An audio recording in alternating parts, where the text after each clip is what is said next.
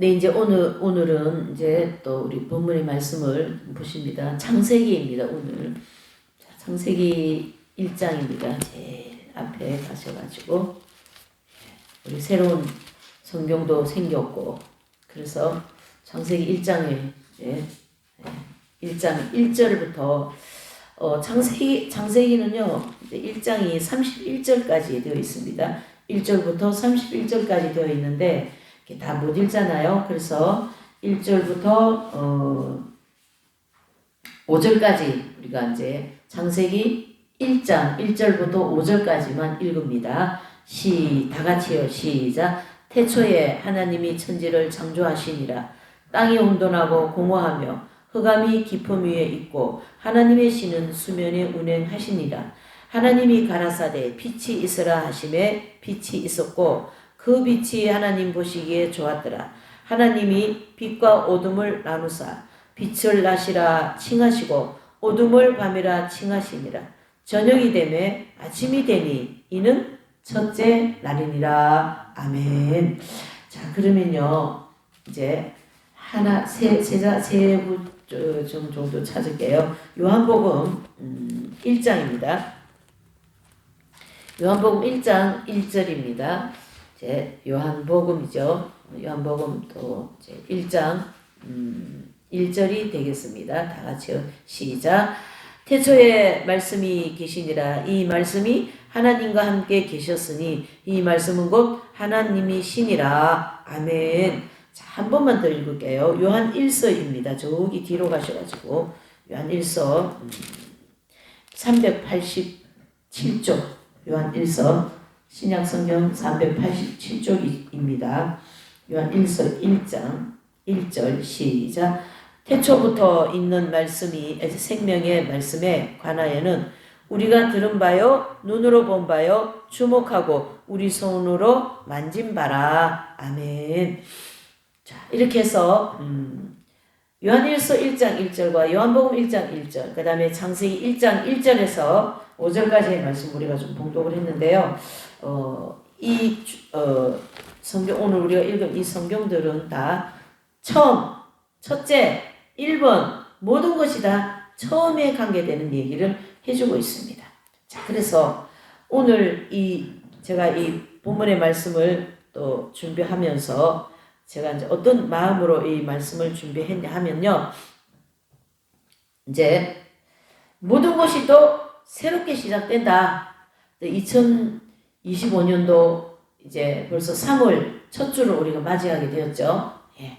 뭐 다양한 일을 지금 뭐 아주 그냥 막 격동적인 막 그런 일을 겪으면서 그 2달이나 넘어왔어요. 곧 죽을 것 같는데, 곧 무슨 일이 생길 것 같는데도 하나님께서 또 이렇게 조용한 가운데 뭔가 또 막 시끌시끌하고 또 막 그러는 가운데 우리의 모든 환경은 또 이렇게 조용한 가운데 하나님 앞에 나와 예배할 수 있다. 이것은 분명히 하나님이 이 모든 것을 이끌어 가신다. 그렇게밖에 볼 수가 없습니다. 당장에 말이죠. 전쟁이 날 것 같고 당장에 말이죠. 저들이 막 무슨 일을 낼 것 같고 그러는데도 전혀 그렇게 하지 않으면서 뭔가 시끄럽고 혼란하면서도 또 뭔가 조용하고 잔잔하고 참 하나님께서 이끌어 가시는 이 모든 현실을 보면요, 저는 정말 신비하다고 생각할 수밖에 없습니다. 그런 마음으로 오늘 제가 이 말씀을 준비를 했거든요. 그래서 어제 제가 토요일 날 이제 수도에 가서 거의 이번 주는 거기서 일주일 동안 있었습니다. 월요일 날 이제 올라가서 그래서 이제 토요일 날 이제 광화문에 이제 3.1절 집회가 있고 또 여의도에는 세이브 코리아 그런 이제 이 대대적인 전 국적으로 이제 대한민국 3.1절 제2의 3.1절 같은 그런 어떤 이제 집회로 인하여서 나라를 건지고자 하는 그런 시점이죠. 탄핵을 이제 기각시키고 대통령을 속히 복귀시키고 이 정세를 빨리 제대로 돌려야 되잖아요. 지금 대통령도 없는 나라 우리가 살아가고 있는 이런 지금 것을 우리가 느껴야 됩니다. 그만큼 심각한데도 하나님께서 이 나라를 이렇게 붙잡고 지금 이렇게 계시는 거예요. 대통령이 자리가 없으면 금방 막 외부에서 침입하고 그런 거거든요. 근데 지금 이렇게 있지 않습니까? 이것은 하나님이 하시고 지금 전 국민들이 대한민국을 지키기 위하여서 한 사람도 빠짐없이 지금 나라와 민족을 위하여 이 아스팔트 저 추운데 바깥으로 나오고 말이지 눈이 오나 비가 오나 아니면은 못 오면은 또 앉은 자리에서 기도하고 유튜브를 시청하면서 기도하고 말이지 지금 이러고 있습니다. 자, 이러한 아비규환 속이면서도 뭔가 잔잔하게 새롭게 일을 시작해 나가시는 이 놀라운 하나님의 섭리를 보시면서 오늘 이 말씀의 의미를 적용하여 이 의미를 이 새롭게 적용하고 새롭게 뭔가를 나의 인생의 길을 여시고자 하시는 뭔가 이러한 그 분위기 내지는 조짐새 그러한 것을 느끼면서 오늘 우리 함께 이 말씀을 접하자 그런 입장입니다. 그러한 의미에서 오늘의 이 창세기 1장 1절의 말씀부터 첫 번째 모든 말씀들을 적용해 나가자 이런 뜻이 되는 거죠. 그래서 주제를 두 가지의 주제를 제가 잡아봤습니다. 여기 보시면 나오죠. 하나님이 가라사대 다 같이 읽어보십시다. 시작. 하나님이 가라사대 그대로 되니라. 하나님 보시기에 좋았더라. 창세기 1장에서는 이 두 단어를 뺄 수가 없는 단어이죠. 하나님이 가라사대 하시면서 말씀을 하니까 그대로 되어버리는 그런 원리가 적용되는 거고 또 하나님이 그대로 되어버린 그 내용을 볼 때에 너무나도 아름답고 보기가 좋았던 거예요, 여러분. 그래서 오늘 이 본문의 말씀을 우리가 접할 때 어떤 마음이어야 되냐 하면 제가 이제 좀 전에 얘기했지 않습니까? 이 하나님이 가라사대 그대로 되어버렸다. 그런데 그대로 되어진 걸 하나님이 보시니까 너무나도 보기가 좋았더라. 잘 들으셔요.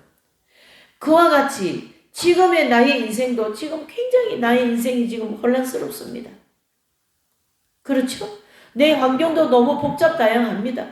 나라도 복잡다양, 전세가 복잡다양합니다. 지금 왜요?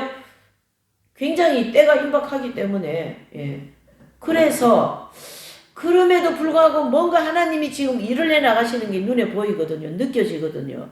그것은 바로 하나님이 가라사대 그대로 즉 하나님께서 이 세상과 대한민국과 나의 모든 인생과 이 새소망교회 이 모두를 우리를 어떻게 해요?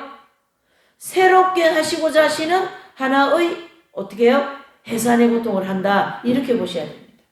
나는 지금 뭐 아침 먹고 점심 먹고 뭐 그래 어제 하는 일 오늘 하고 그냥 어제 고민하던 거 지금도 계속 고민하고 있고 그런데 하나님은 제 영혼을 지금 계속 새롭게 해나가고 있다. 저도 모르게 제 육신도 모르게 제 영혼은 하나님을 향하여 계속 나가고 있다. 그렇게 보셔야 된다는 얘기죠.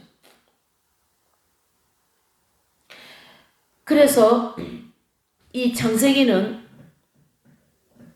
이렇게 보시면 창세기는 이렇게 새롭게 창조되었다고 해서 창세기잖아요. 처음 시작이라고 해서. 그래서 이 창세기라고 하는 이 책은 두 개의 책으로 나눌 수가 있다는 얘기예요. 1장부터 50장까지 있는 이 책을 두 개의 책으로 나눌 수가 있는데 여기 이제 보셔요. 1장에서 11장까지는 하나님의 창조, 그 다음에 3장 가서 죄, 그 다음에 11장에 가서는 바벨탑 사건 이렇게 해서 11장까지 창세기가 끝납니다. 이해되시죠? 그리고 12장부터 50장까지는 아브라함이라고 하는 한 사람을 들어서 여기 보세요. 믿음 있죠? 이 믿음이라고 하는 이 두 개의 단어를 우리 인생들에게 주면서 요 믿음만 가지면 너는 나에게 올 수 있어. 나와 함께 살 수 있어. 내 나라에 올 수 있어. 이 믿음이라고 하는 큰 이제 선물을 아브라함을 중심으로 하여서 창세기 50장까지 주시면서 4대 즉 아브라함 그 다음에 이삭 야곱 요셉이잖아요. 그래서 창세기 12장부터 50장까지는 아브라함의 집안 4대를 걸쳐서 기록하면서 하나님은 하나님을 떠나서 즉 인간은 하나님을 떠나서는 살 수 없음을 보여주고 있습니다. 그렇죠? 아브라함이 하나님을 떠나서 살 수 없었고 이삭이 하나님을 떠나서 살 수 없었고 또 야곱이 하나님을 떠나서 어떻게 해요? 삼촌 집에 도망을 가는데 거기서 또 하나님을 만나네. 형을 속여서 도망을 가는데 베델에서 또 하나님을 만나네. 여러분, 하나님은 야곱은 하나님을 피해서 도망을 가고 있어요. 그런데 그날 베델에 도착해서 이제 하룻밤 자야 되잖아요. 1박을 하기 위해서. 근데 거기서 또 그 밤에 하나님을 만나는 거예요. 또 삼촌 집에 가서 이제 조금 있다가 자기 집으로 가야지 그랬는데 잘 보세요. 삼촌 집 가서 어떻게 됐습니까? 삼촌이 그냥 계속 속이고 해가지고 그 집에서 20년 동안 종살이 하면서, 그런데 그 20년 동안 종살이 하면서 말이죠. 양치기를, 목동을 했으니까 양치기를 하는데 그 야곱의 그 획기적인 부자가 되는 사건이 하나 있어요. 그게 바로 뭐냐면 이제 삼촌이 계속 7년 또 속여 먹고 또 그 뭡니까? 이런 싹을 안 주지 않습니까? 그런데 이 야곱은 그래도 그 참고 있는데 그 양을 이제 키우는데 삼촌 양은 민들민들한 양이고 자기 양은 뭐예요? 그 얼룩 그런 염소 아닙니까? 그러니까 내 것은 많이 만들고 삼촌 것은 조금만 만들면서 그 사건을 통하여 이 야곱이 거부가 되는 거예요. 부자가 되는 거예요. 그렇게 또 하나님께서 야곱을 인도하시는 거예요. 그러니까 야곱은 삼촌한테 계속 속임을 받고 억울한 일을 당하는데도 하나님은 야곱을 통하여 그냥 혼자 있지 않고 계속 야곱을 통하여 역사하신 거예요. 그래서 나중에는 야곱이 재산도 그때는 재산 많은 게 이 가축이 많은 거와 자손이 많은 게 부자잖아요. 그래서 재산도 많아지고 가축도 많아지는, 그래서 이제 나중에는 형 에서하고 하엘이 하는 이러한 그 야곱의 일생을 볼 수가 있지 않습니까?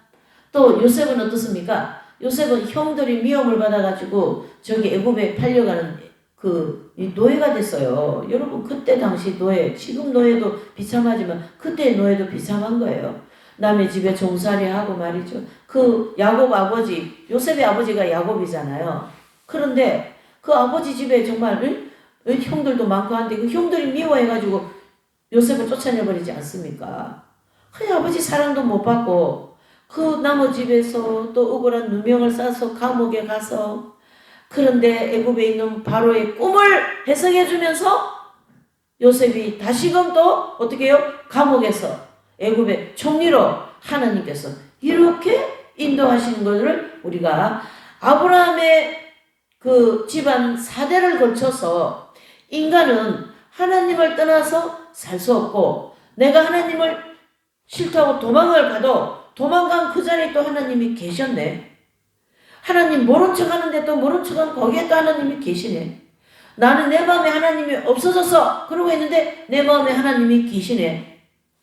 이러한 우리의 모든 인생을 볼 때에 정말로 하나님은 너는 내가 없으면 못 살아 이렇게 말씀하고 있다라는 얘기예요. 무슨 뜻입니까?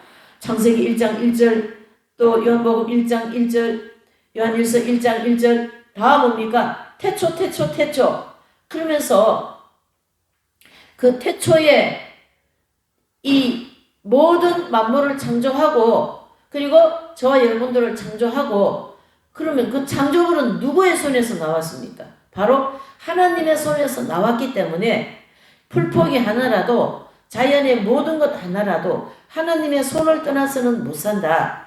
따라서 우리 인생 또한 하나님의 손을 떠나서는 못 산다라는 말씀을 해주고 있다라는 거죠. 도망을 가도 도망간 그 자리에 하나님이 계신다. 자, 그렇게 해서 하나님의 그 본체의 속성을 요한복음 1장 1절과 요한일서 1장 1절 이 두 절에는 여기 보세요. PPT에 제가 정리를 해서 나왔습니다.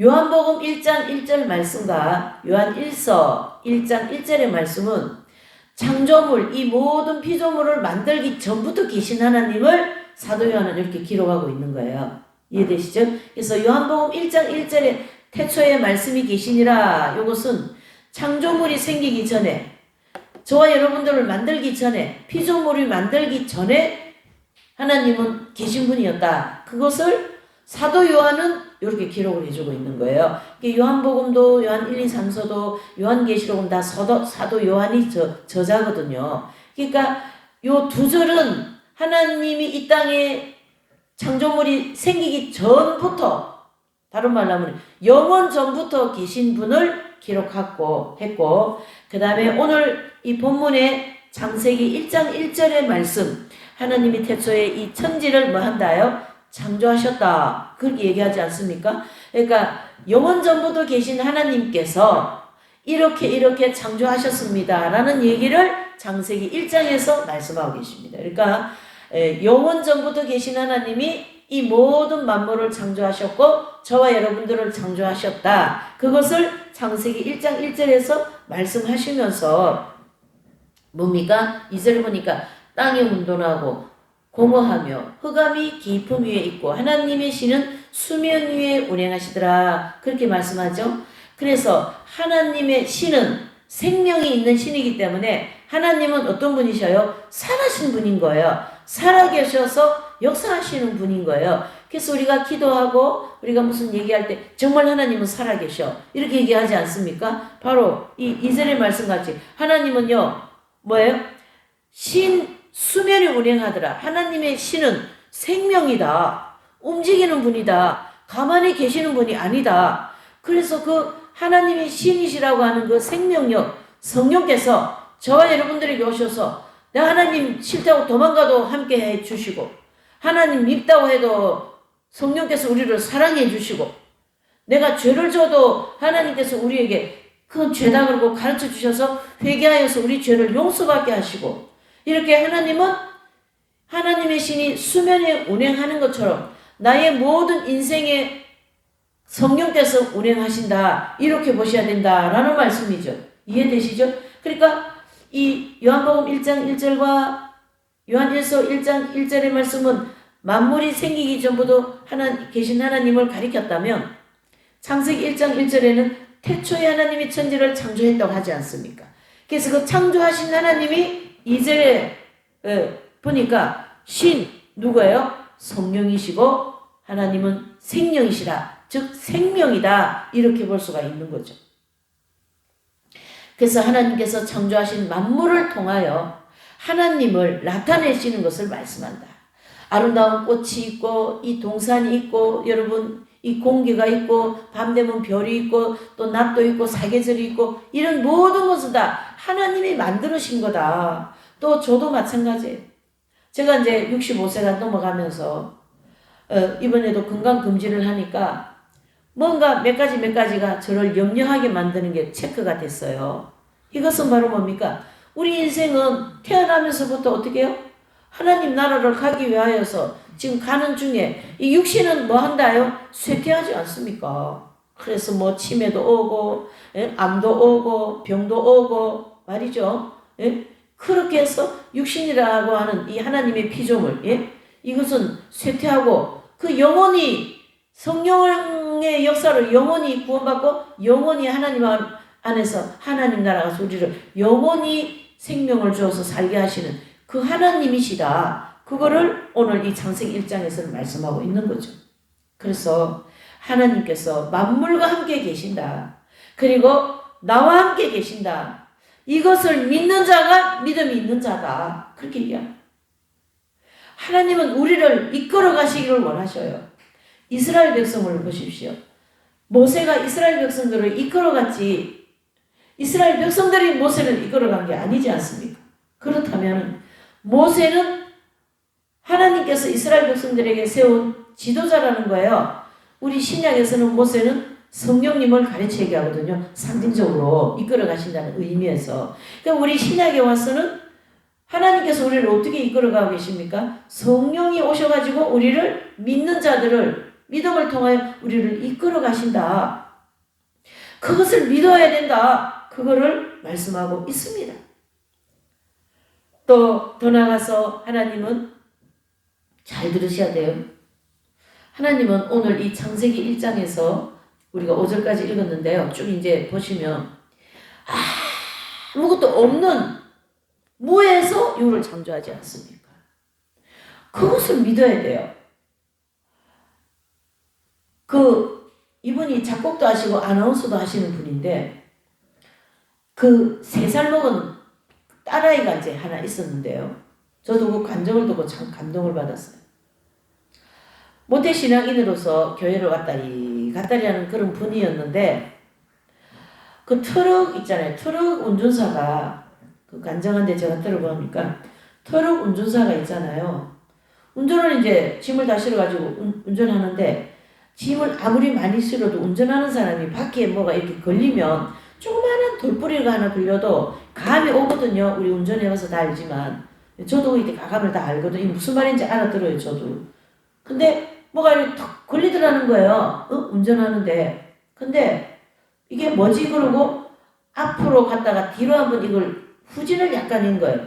후진하는데 또 뭐가 툭 걸리더라는 거죠. 그래서 이 운전자가 내려가지고 보니까 바퀴에 3살 먹은 애가 이렇게 걸려있더라는 거죠. 그래서 이 아이를 빼내가지고 이 아버지가, 애기 아빠가 완전히 이제 정신이 나갔죠. 이 3살 먹은 애를 바퀴에서 빼내가지고, 잘 들으셔요. 어떻게 갔는지 모르게 이 아기를 안고 이제 병원을 가니까 이게 어린 아이가 그만큼 큰 바퀴에 찍혔으니까 죽지 살겠습니까? 그런데 이 애기 아빠가 어떻게 했냐면 이 아기를 안고 그 병원 중간에 막 큰 복도에서 막 모든 것이 안하무인경 막 인사불성되어서, 아버지 이 딸을 살려주면 제가 주님이 뭘 하라고 해도 전 하겠습니다. 아버지 이 딸 살려달라고 30분을 그 병원 복도에서 막 부르짖으며 울며 이 아이를 안고 말이죠. 막 그 피 덩어리 되어진 그 아이 손을 이렇게 붙잡고 안고서 하나님 살려달라고, 이 딸을 살려달라고 그렇게 기도했다는 얘기예요. 여러분 잘 들으셔요. 그런데 한 30분 동안 막 인사불성되어가지고 아이 살려달라고 막 그렇게 하고 나니까 뭐가 모르게 애기 손이, 처음에는 덜렁덜렁했던 애기 손에 이렇게 잡혀있는데 따뜻한 온기 같은 게 느껴지더라는 거예요. 이게 이제 느껴진 거죠. 상당히 그런 게 이제 예민한 그런 때 아닙니까? 그 순간이. 근데 애가 딱 보니까 병원에서 죽는다 그러는 애가 핏덩어리가 이렇게 튀어나오면서 살아난 거예요. 그 3살 먹은 애가. 여러분. 그렇게 그 큰 덤프 트럭 같은 바퀴에 치고 어른도 다 죽지. 근데 3살 먹은 애기가 그거 치워가지고 뒤로 갔다가 앞으로 이런 데 찡긴 거예요.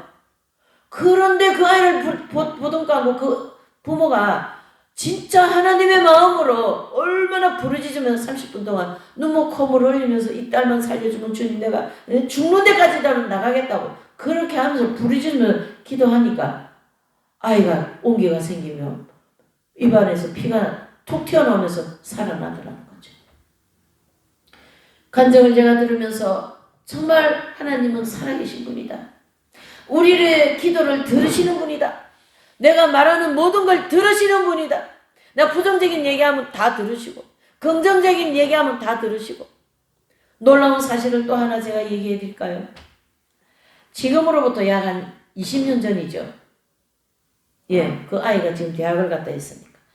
우리 공동체 목사님이신데 이 목사님이 이제 그때는 딸이 하나 있었는데 그 딸이 7살이에요. 7살. 근데 이제 교회에 이렇게 있고 앞에 아기가 7살짜리 딸이 교회 앞에 나가서 놀러 나간 거지. 근데 그 교회 앞에서 놀다가 교통사고가 났는데 그 자리에서 애가 죽어버렸어요.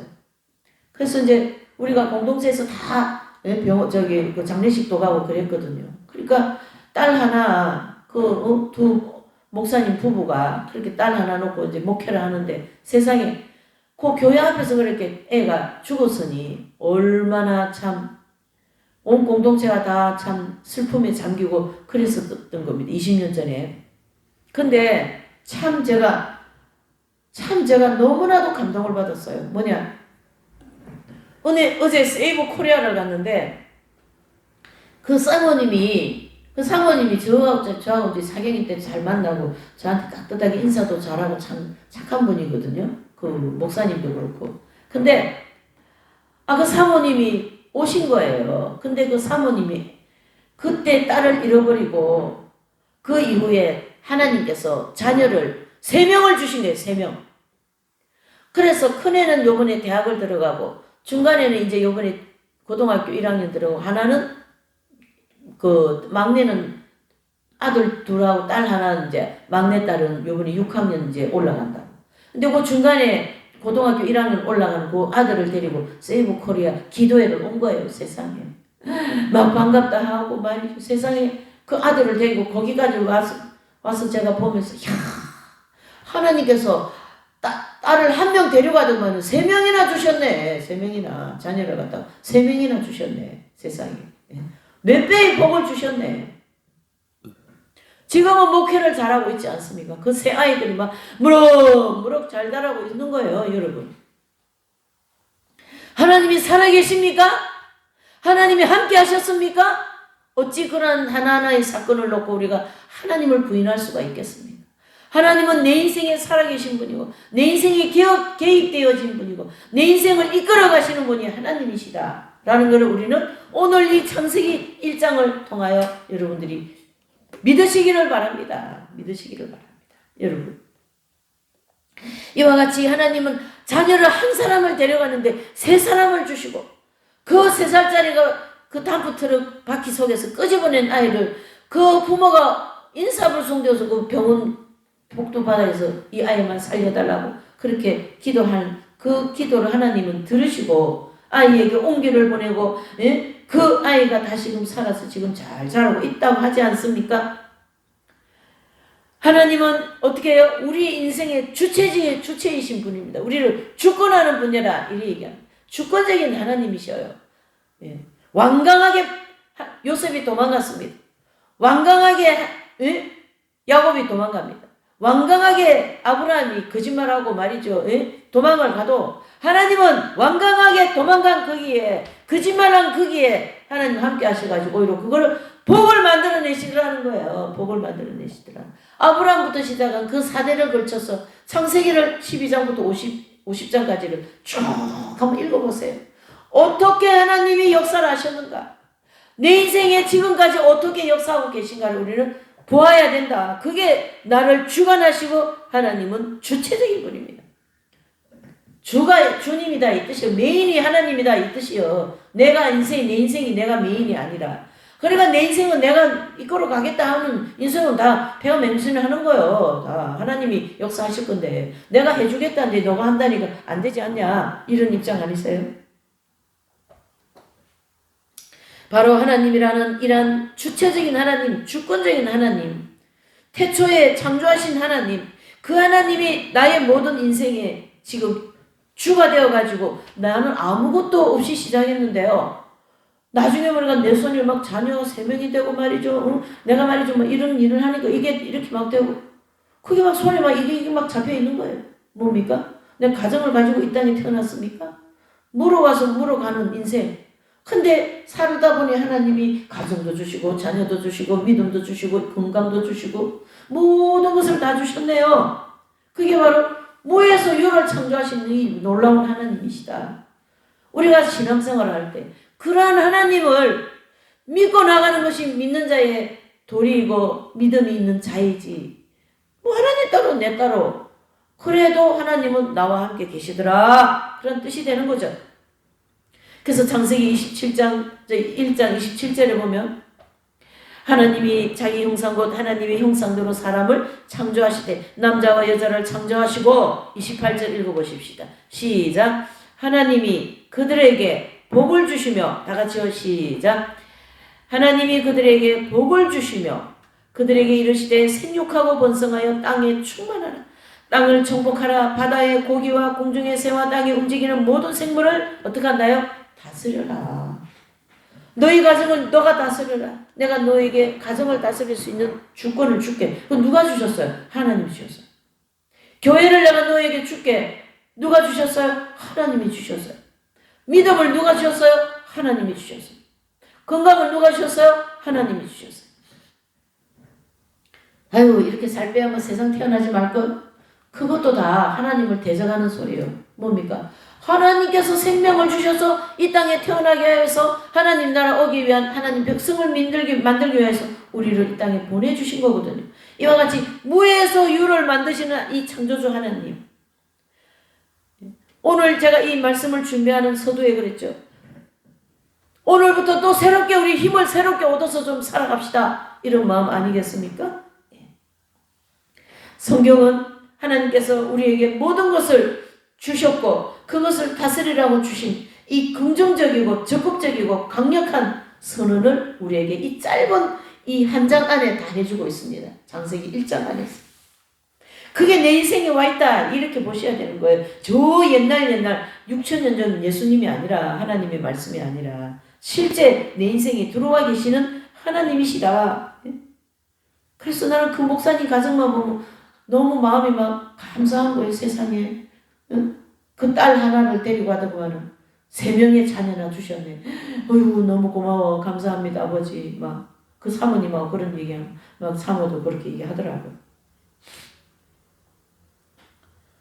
그래서 이 창세기 오늘 이 본문의 말씀은 하나님의 이 놀라운 우리를 사랑하시는 사랑과 또 구원이라고 하는 이 놀라운 그러한 내용들을 이 창세기 1장 안에 막 들어있지 않습니까? 그리고요 창세기 1장을 읽으면요 막 내 마음에서 적극적으로 야 하나님이 창조하셨고 나한테 이 복을 주셨고 또 이걸 다스리라고 다스릴 수 있는 권세를 주셨고 말이죠. 예? 그러니까 29절에 보셔요. 하나님이 가라사대 내가 온 지면에 심에 있는 모든 채소와 씨 가진 열매 맺는 모든 나무를 너희에게 주노니 너희가 너희의 식물이 되리라. 내가 먹고 살 수 있는 모든 걸 내가 너한테 주겠다. 그 뜻인 거거든. 주겠다. 너는 내 안에만 있어다오. 그 말씀이 되는 거죠. 이와 같이 하나님은 창세기 1장을 통하여 우리에게 믿음을 주시고 긍정적인 생각을 주시고 어둡고 암울함 속에서 빛과 희망을 주시고 빛을 향하여 달려갈 수 있는 마음을 주시고 이렇게 강력하게 인생을 살아갈 수 있도록 역사하신다. 그런 뜻이 되는 거죠. 그래서 하나님께서는 무에서 유로 천지를 창조하신 그 대사건을 기록한 이 짧은 이 창세기 1장을 통하여 우리에게 얻을 수 있는 교훈이 바로 뭘까요? 바로 첫 번째 보시면 하나님은 절대적인 초월자이시므로 저와 여러분들에게 지혜와 능력을 주십니다. 지혜와 능력. 내가 너를 통하여 지혜를 주겠다. 내가 너를 통하여 능력을 주겠다. 나의 대변인이 되어다오. 나의 일을 해다오. 너의 인생을 내가 살아주겠다. 이렇게 되어 있는 거지. 하나님과의 관계는 그렇게 되어 있습니다. 그래서 하나님은 아무런 외적인 도움 없이 홀로 천지를 창조하신 그러한 실로 지혜로우신 전능하신 분이 나에게 그 지혜를 주시겠다. 그런 얘기죠. 성도들이 마땅히 이러한 하나님을 그 놀라운 하나님을 찬양해야 되는 게 시편 148편 1절에서 5절의 말씀입니다. 우리 한번 읽어보시죠. 시편 148편 한번 찾아보실까요? 자, 성경도 또 이제 한번 이렇게 볼 겸 시편 148편 1절에서 5절을 한번 보시면 참 하나님 이 피조물은요 하나님을 찬양하기 위해서 이렇게 하나님 만들어 놓으신 거거든요. 우리도 다 피조물인 거예요. 그래서 우리는 하나님을 찬양해야만이 되는 겁니다. 148편 1절에서 5절까지 다 같이 한번 읽어보시지요. 시작. 할렐루야. 하늘에서 여호와를 찬양하며 높은 데서 찬양할지어다. 그의 모든 사자여 찬양하며 모든 군대여 찬양할지어다. 해와 달아 찬양하며 강명한 별들아 찬양할지어다. 하늘의 하늘도 찬양하며 하늘 위에 있는 물들도 찬양할지어다. 그것들이 여호와의 이름을 찬양할 것은 저가 명하심에 지음을 받았음이로다. 아멘. 어떻게 해요? 내가 하나님께 지음받은 사람이기 때문에 나는 당연히 찬양해야 된다. 그 얘기를 하는 거예요. 그 다윗은.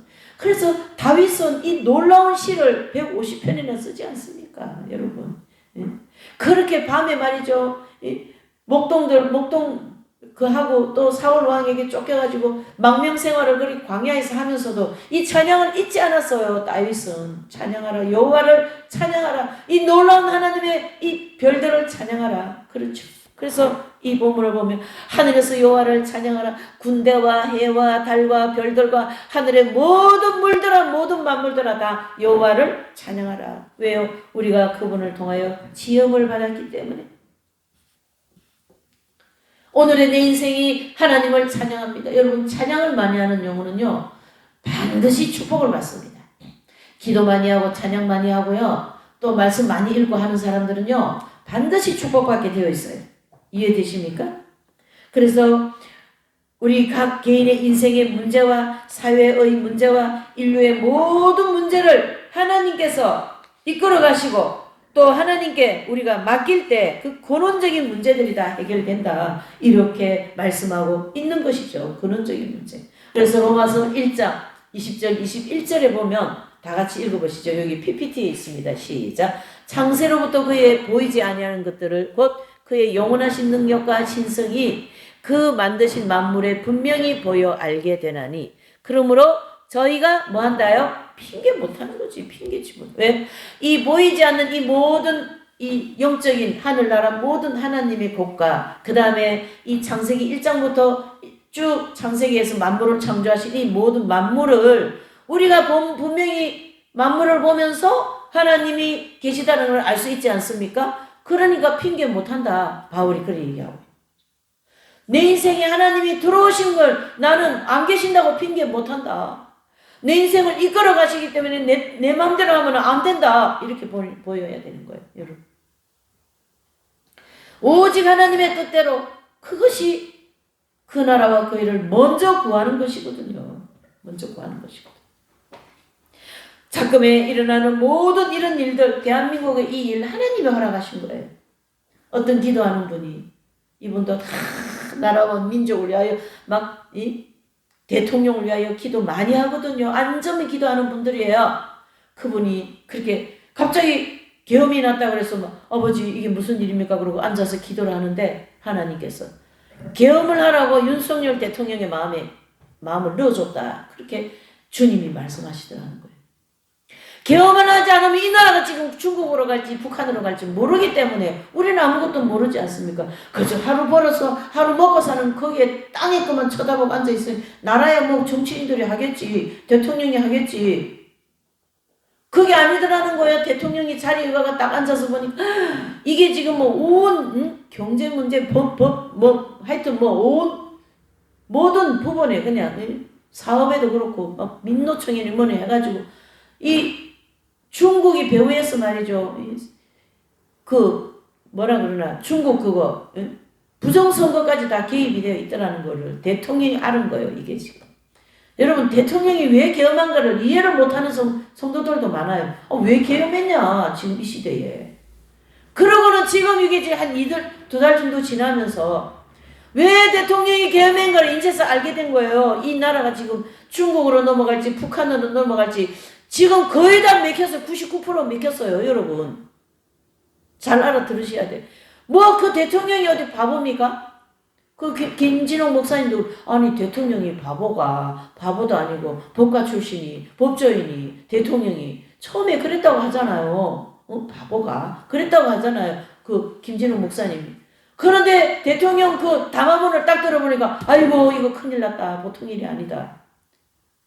그걸 하나님이 개입이 하신 거예요. 이 대통령을 세워놓고. 이 대통령이 욕심도 없죠. 사심이 없는 아주 좋은 대통령이에요. 아주 좋은 대통령. 응? 박근혜 대통령 때는 천지도 모르고 우리가 갑자기 그래가 당했지만 두 번째는 아니지. 안 그렇습니까? 어떻게 세운 나라인데 5,000년 역사에 이 500년의 조선의 역사와 함께 온 이 대한민국 맥혔으면 벌써 맥혔지. 대한민국은 절대 망하지 않는 거예요, 여러분. 왜 그래요? 마지막 때 복음 전파하는 사명을 감당해야 되지 않습니까? 이 아시아에서 대한민국을 이 전 세계에서 지금 2위인데 복음 전파 선교사 2위 파송하는 대한민국 이 대형 교회가 대한민국 제일 많지 않습니까? 무시할 수 없는 거예요. 미국에도 대한민국 교회를. 이해되십니까? 그래서 하나님께서 그 중국이나 북한이 넘길 수 없기 때문에 대통령을 계엄할 수도 있도록 마음을 불릴 때 늘어주고 온갖 고급 정보를 다 가지고 있지 않습니까? 대통령이니까 우리가 모르는 정보를 보니까 딱 보니까 다 끼리끼리 맞지 성관위로 해서 이게 말이죠. 북한 지령을 받고 중국의 지령을 받으면서 중국 사람들이 와가지고 대한민국에 지금 이 모든 의료는 다 혜택 받아서 우리가 국민연금 내는 의료로 다 중국인들 30%가 다 저기 혜택 준다 가지고 있지 않습니까 지금? 이 돌아가는 상황을 보면 광화문이고 저 아스팔트 안 나갈 수가 없는 거예요, 여러분. 나라가 그럼 뺏기면 어떡하라는 거예요? 예? 거기서 그것을 우리가 알아야 되는 거예요. 일제시대 또 그 독립 운동한 분들이 이 나라를 빼앗기겠다 싶으니까 그렇게 안종훈 같은 유관순 같은 그런 독립투사들이 나와가지고 나라를 건지고 말이죠. 기독교인들이 윤봉길 그 엄청난 독립투사들이 그래 내가 어제도 그 차 타고 오면서 그랬어요. 그때는 독립한 분들이 춥고 배고프고 가난한 가운데서 얼마나 고생들 했냐. 그러나 우리는 뭐 고생했냐. 밥 주지. 뜨끈뜨끈한 거 뭘 먹을 거 입을 거 다 주지. 예? 뜨끈뜨끈한 뭐 춥다고 말이죠. 오뎅 국물 줘. 김밥 줘. 뭐 줘. 또 뭡니까? 다 잘 살고 해가지고 뜨끈뜨끈한 옷들이 얼마나 많아요. 장롱에 옷이 막 수두룩한 걸 다 입고 나오지 않습니까? 안 추워요. 안 추워요. 눈이 아무리 와도 안 추워요. 밖에 나가 있어도. 너무나도 좋은 뜨신 옷들이 많지 않습니까? 뭐 오리털이니 뭔털이니 해가면. 그래서 나라를 건지려고 지금 이렇게 어른들이 이제는 2030, 1, 2, 3, 40 다 일어났어요. 우리 경건이나 경원이 다 일어났어요. 지금. 이해되십니까? 예. 어제도 세상에 아들, 고1 올라가는 아들 데리고 그게 와가지고 같이 말이죠. 태극기 들고 얼마나 그게 그 아이들한테 산 교육이 되는 줄 압니까? 그렇게 인생을 살아야 인생이 복이 되는 거예요. 나라를 위해서 뭔가를 내가 기도하고 나라가 잘 되기 위해서 이 대통령이 억울하게 감옥에 가 있는 대통령을 위해 눈물로 기도하고 말이죠. 그걸 하나님이 가력하게 복되게 보셔서 그러한 속일들에게 축복하신다는 걸 아셔야 됩니다. 이해되십니까? 이렇게 하나님은 우리 모두를 사랑하시고 그래서 이 대통령이 그랬지 않습니까? 공수처 귀신 들린 사람들이요. 그 정신병자들이요. 그 사람들. 대통령 잡으러 무슨 3,000명이나 왔대. 한남동 간사앞에. 그래가지고는 그 대통령을 갖다가 잡아가려고 하니까 유혈 사태가 날 것 같으니까 대통령이 공수처 사람도 대한민국, 좌파도 대한민국, 우파도 대한민국, 다 대한민국 국민이다. 내가 나가겠다. 그리고 스스로 나오지 않았습니까? 그래서 지금 깨어서 뭔가 볼 줄 아는 사람은 대통령을 다 의인이라고 그러더라고. 의인.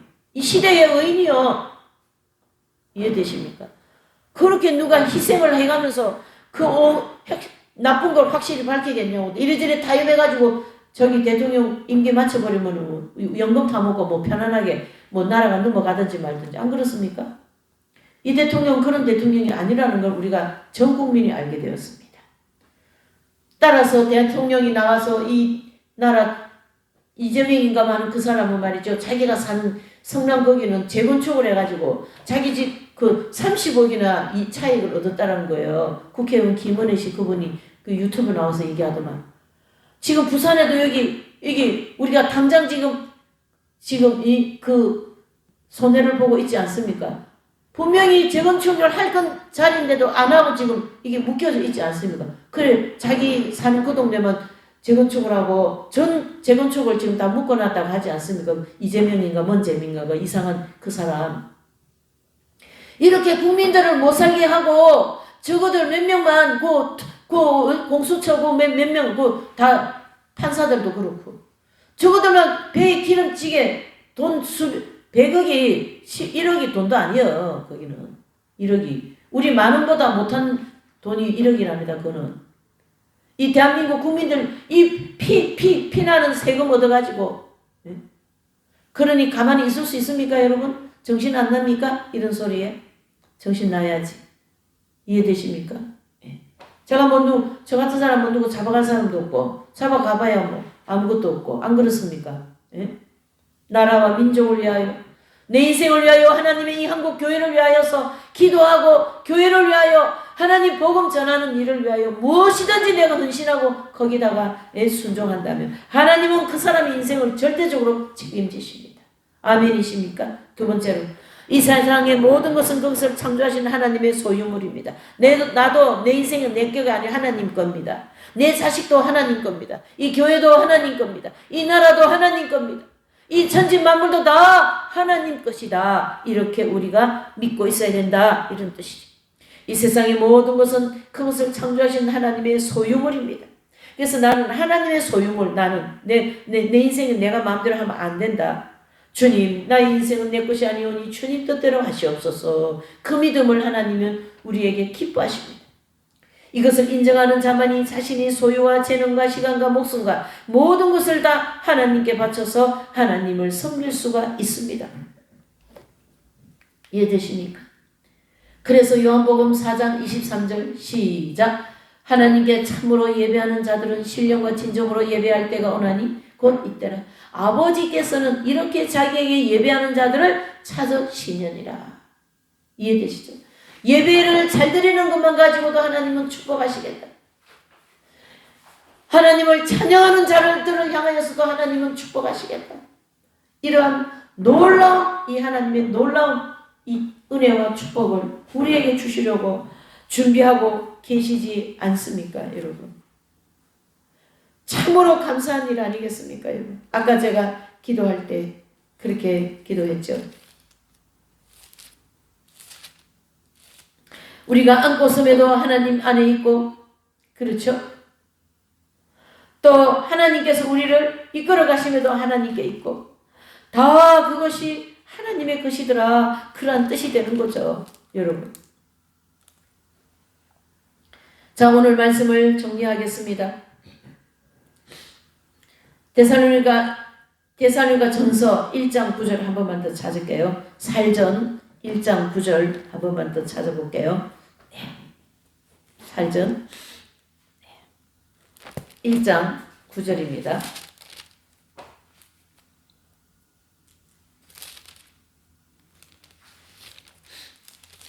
(1장 9절) 네.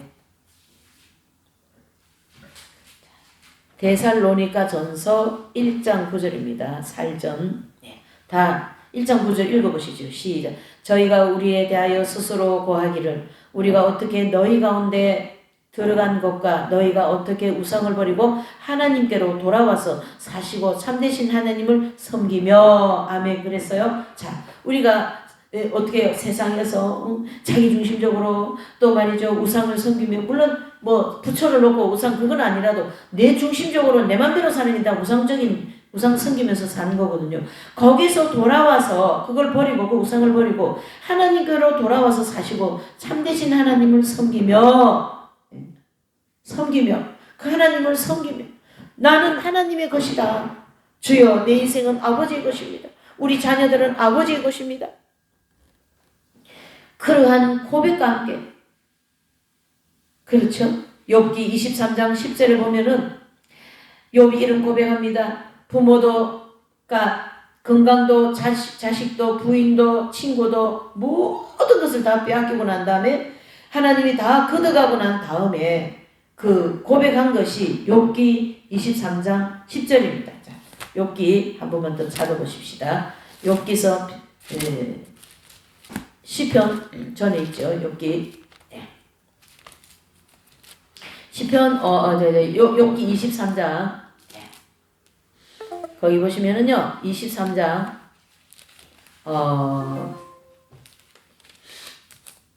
이제 10절입니다.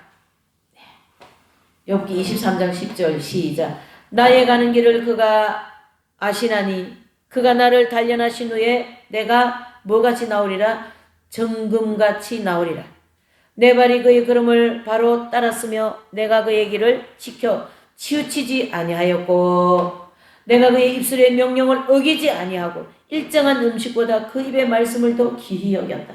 내 입에 밥 들어가는 것보다 하나님의 말씀을 더 귀히 여겼다라는 이 욥의 이 놀라운 고백과 함께 나의 인생에 이 연단받고 난 다음에 이 나오는 이 모든 것이 다 순금 같은 이 믿음으로 나의 모든 길을 주님이 인도하시고 나의 모든 이 산적해 있는 해결해야 될 문제를 주님이 해결하실 것이고, 죽어가는 딸도 차밖에 깔려 죽을 수 있는 그 딸도 끄집어내서 하나님은 살리고, 한 자녀를 데리고 가고 3명을 주시는 이 하나님의 놀라운 축복을 이 땅에서도 하나님은 주실 것입니다. 이제부터 내 몰라라는 그런 인생이 아닌 하나님과 함께 가시고, 하나님 아버지 뜻대로 내가 주님의 뜻에 순종하게 싸우니 아버지여 나의 인생을 이끌어 주시옵소서. 이러한 욥과 같은 그러한 고백으로 우리 이 남은 인생들을 이제 이 25년들을 또 설계하면서 새롭게 나가시고, 이 대한민국도 속히 대통령이 이제 풀려나서 복귀되어서 새롭게 대한민국 경제를